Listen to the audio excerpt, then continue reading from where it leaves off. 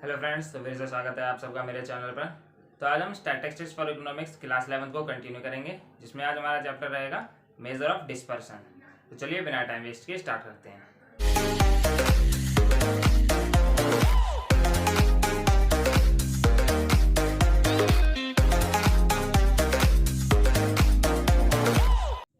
तो सबसे पहले हम डिस्पर्सन के डेफिनेशन से स्टार्ट करते हैं।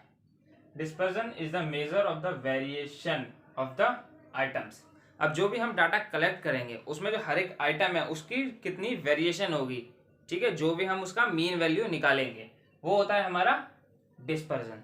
जैसे मान लो आपके मार्क्स आए 5 सब्जेक्ट में, 5 सब्जेक्ट में आपके सारे मार्क्स आए 80 80 80 80 80 1 2 3 4 5, ठीक है। तो इसकी मीन वैल्यू क्या होगी? 80, ठीक है। मीन वैल्यू आप इन सबको ऐड करके 5 से डिवाइड कर दोगे तो मीन वैल्यू भी 80 आएगी। क्यों? क्योंकि सारे मार्क्स आपके सेम है, ठीक है। ये हम एक पहला एग्जांपल लेते हैं, ठीक है। मीन आपका 80 आया, तो इसमें डिस्पर्सन कितना हुआ? मीन वैल्यू से यहाँ पे डेविएशन अंतर कितना है? बिल्कुल नहीं है, तो यहाँ पे डिस्पर्सन बिल्कुल 0 है, ठीक है। बट अगर यहाँ पे आपके मार्क्स चेंज हो जाते हैं, जैसे यहाँ पे हो गए आपके 70, ठीक है, यहाँ हो गए आपके 90, ठीक है, यहां हो गए 85 और यहां 75, ठीक है। तब भी आपका मीन 80 आएगा।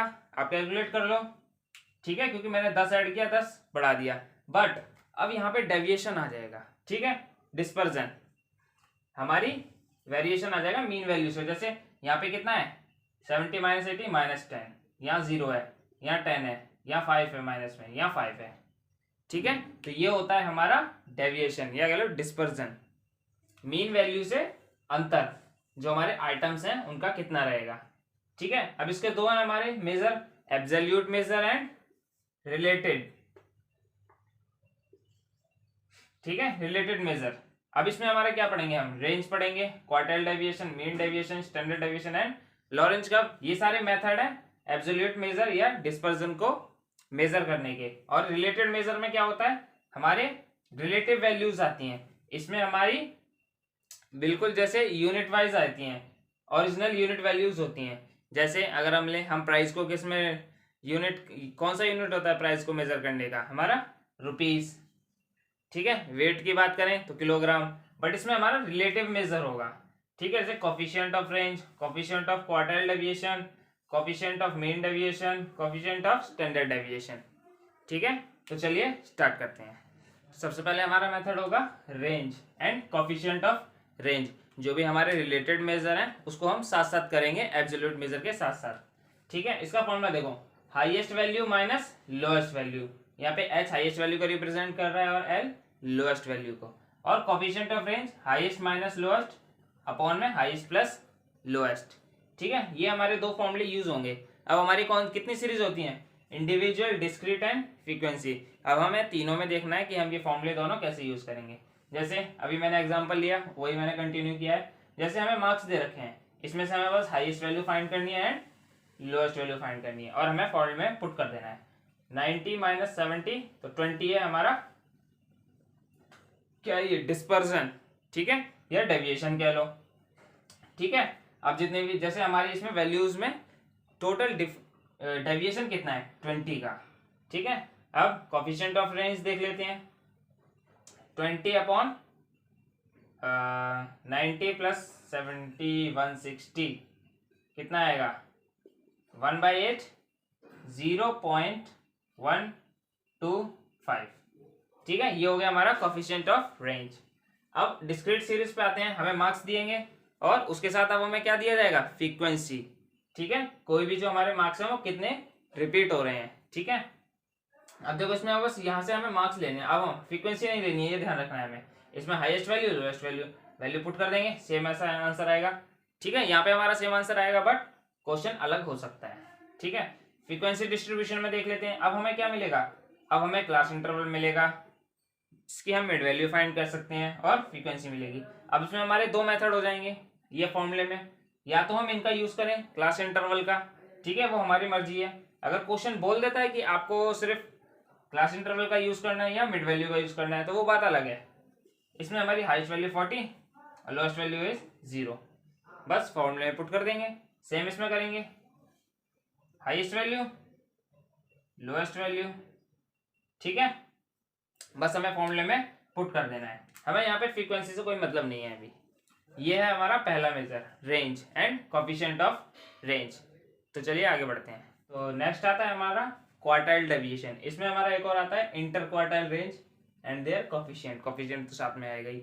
अब देखो क्वार्टाइल हमने पढ़ा था इससे पहले वाले चैप्टर में।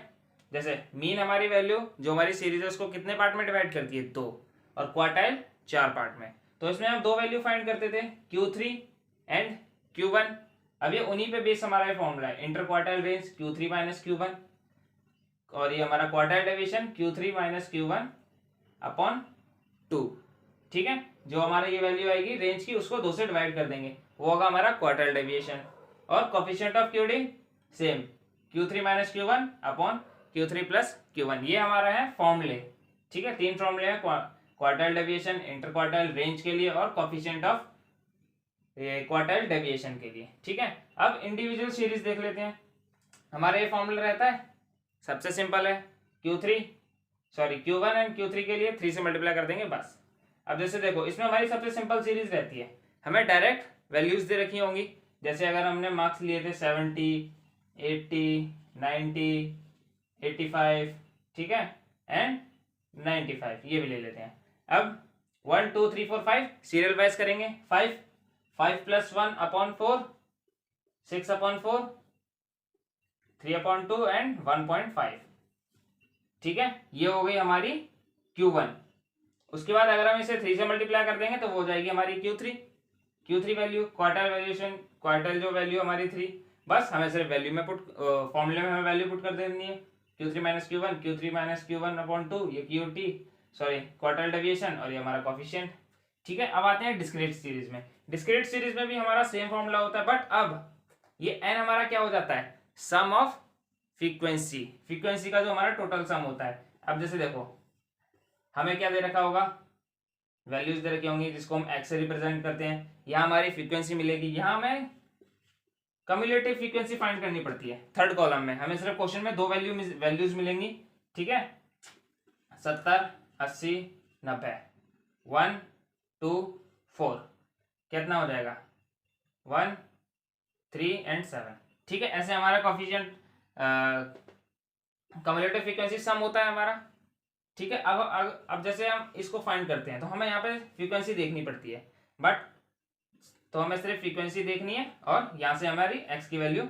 मिल जाएगी, ठीक है। जैसे हमारी Q1 आया 75 और हमारा कम्युलेटिव फ्रीक्वेंसी आ रहा है 60 एंड 80, तो हम ये लेंगे ना कि लोएस्ट, ठीक है। तो इसके जो सामने हमारे जो x की वैल्यू होगी वो होगी हमारी Q1 की वैल्यू, और Q3 इसी वैल्यू को हम 3 से मल्टीप्लाई कर देंगे, हमें Q3 आ जाएगी। और कोफिशिएंट कम्युलेटिव फ्रीक्वेंसी में जो भी हमारी Q3 वैल्यू के सामने जो x की वैल्यू होगी वो होगी हमारी Q3, ठीक है। इसको हम वैसे बस फॉर्मूले में पुट कर देंगे, हमारी वैल्यू आ जाएगी। बट सबसे अलग है हमारा फ्रीक्वेंसी डिस्ट्रीब्यूशन, ये देख लेते हैं।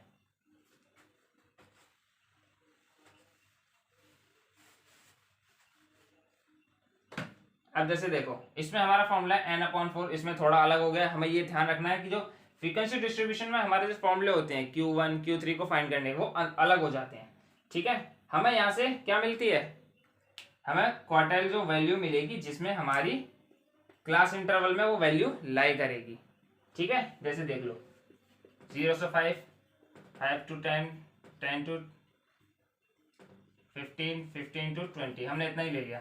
फ्रीक्वेंसी हमें दे रखी है 2 4 2 3, कम्युलेटिव फ्रीक्वेंसी हम फाइंड करेंगे 2 6 8 11, ठीक है। अगर हम इसका सम क्या है 11/4 करेंगे, ठीक है, तो हमें एक वैल्यू मिलेगी। क्या मिलेगी 11/4 देख लेते हैं।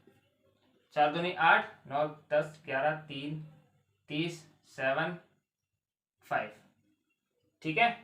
4 दूनी 8, 4 7 28, 4 पंजे 20, 2.75। अब ये वैल्यू हमारी यहाँ से इन दोनों के बीच में आएगी, ठीक है। तो हमारी जो रेंज ये होगी, ये क्लास इंटरवल को हम लेंगे और इस फॉर्मूले में हम पुट कर देंगे।